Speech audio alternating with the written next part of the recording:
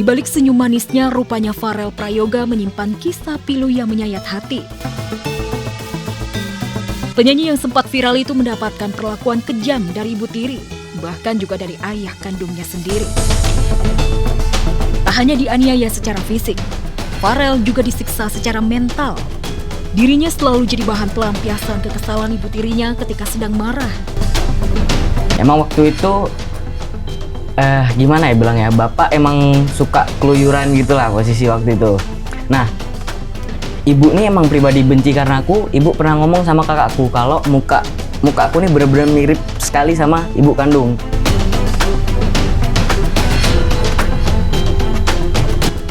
Jadi emang setiap marah, ibu nih ngelampiasin di aku, alasannya mukanya mirip sekali sama anak kandungnya. Dipukul waktu kecil paling, mungkin salah satunya diusir dari rumah, terus habis itu nggak dibolehin tidur.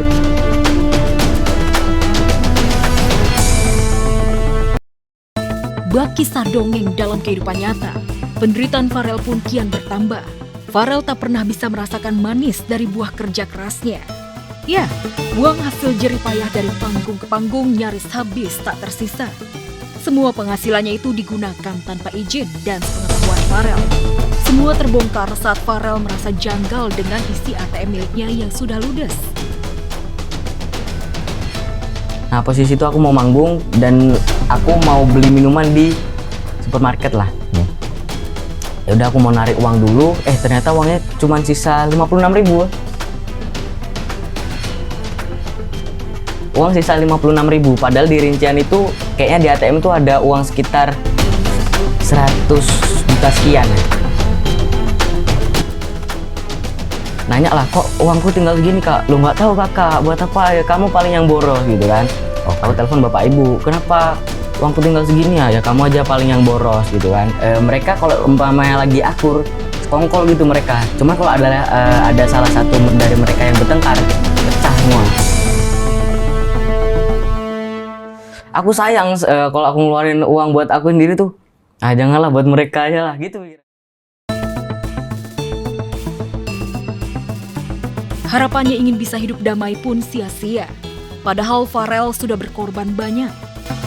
Tak ingin kecewa lebih dalam, kini Farel mencoba hijrah dengan tinggal di Jakarta. Hidup sendiri hanya ditemani sang manajer. Farel mencoba bangkit, meskipun hal itu tidaklah mudah. Seperti belum lama ini, Farel yang diundang dalam acara musik di salah satu stasiun televisi mengaku ingin dapat bernyanyi dan juga menyelesaikan pendidikan setinggi-tingginya. Optimis dong pasti. Kalau masalah kemarin alhamdulillah. Kalau sekarang ya karya tetap harus jalan. Ya aku pengen sekolah setinggi-tingginya. Kalau masalah cita-cita ya itu ikutin alur aja. Itu ya nyanyi aja dulu sampai tinggi. Kayaknya sarjana ekonomi deh. Ya nggak ada, biar pinter aja di bidang itu. Ya yang paling inti keluarin karya-karya baru sih yang paling inti. Keluarin karya-karya baru, ya karir harus tetap jalan. Terus jangan lupa sikapnya, jangan sombong.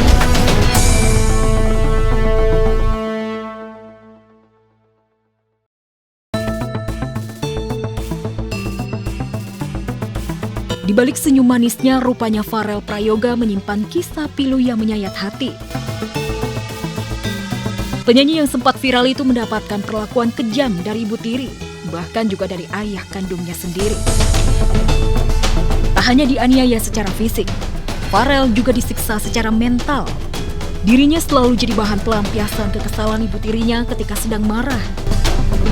Emang waktu itu gimana ya bilangnya, bapak emang suka keluyuran gitulah posisi waktu itu. Nah, ibu nih emang pribadi benci karena aku. Ibu pernah ngomong sama kakakku kalau muka aku nih bener-bener mirip sekali sama ibu kandung.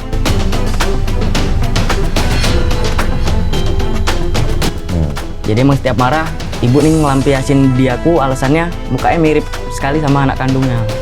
Dipukul waktu kecil paling, mungkin salah satunya diusir dari rumah, terus habis itu nggak dibolehin tidur.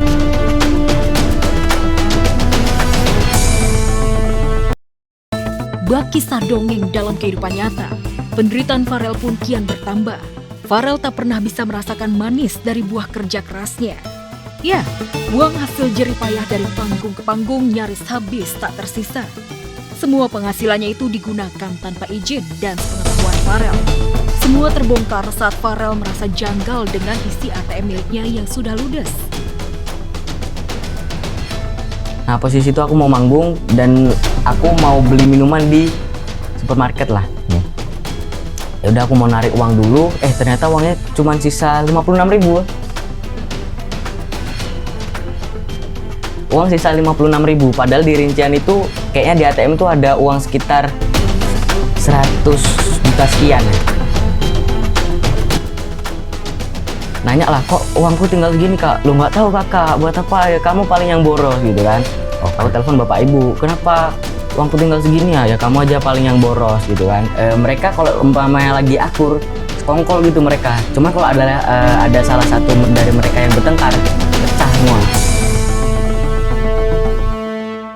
Aku sayang kalau aku ngeluarin uang buat aku sendiri tuh, janganlah buat mereka aja lah gitu. Harapannya ingin bisa hidup damai pun sia-sia. Padahal Farel sudah berkorban banyak. Tak ingin kecewa lebih dalam, kini Farel mencoba hijrah dengan tinggal di Jakarta. Hidup sendiri hanya ditemani sang manajer. Farel mencoba bangkit, meskipun hal itu tidaklah mudah. Seperti belum lama ini, Farel yang diundang dalam acara musik di salah satu stasiun televisi mengaku ingin dapat bernyanyi dan juga menyelesaikan pendidikan setinggi-tingginya. Optimis dong pasti. Kalau masalah kemarin alhamdulillah. Kalau sekarang ya karya tetap harus jalan. Ya aku pengen sekolah setinggi-tingginya. Kalau masalah cita-cita ya itu ikutin alur aja. Itu ya nyanyi aja dulu sampai tinggi. Kayaknya sarjana ekonomi deh. Ya nggak ada, biar pinter aja di bidang itu. Ya yang paling inti keluarin karya-karya baru sih yang paling inti. Keluarin karya-karya baru, ya karir harus tetap jalan. Terus jangan lupa sikapnya, jangan lupa jangan sombong.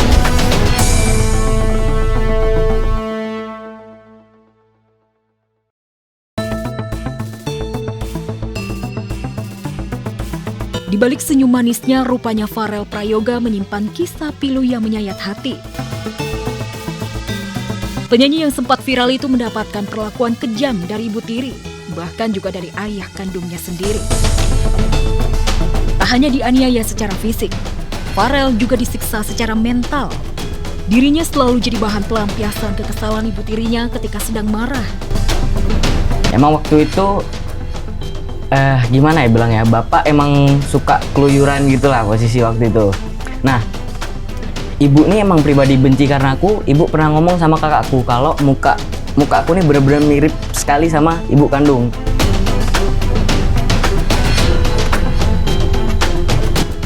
Jadi emang setiap marah, ibu nih ngelampiasin di aku, alasannya mukanya mirip sekali sama anak kandungnya. Dipukul waktu kecil paling. Mungkin salah satunya diusir dari rumah.